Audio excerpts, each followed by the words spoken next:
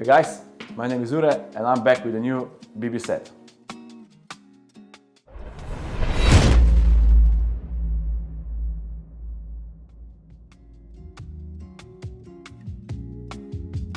So, with the new bottom bracket set, we put together different adapters for different types of and different sizes of bearings used most commonly in bottom brackets.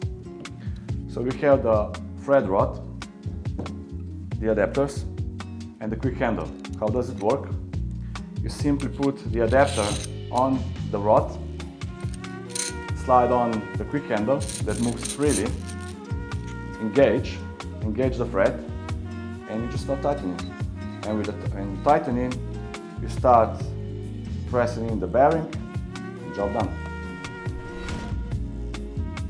Make sure to check more details on our webpage, uniorbiketools.com. See you next time.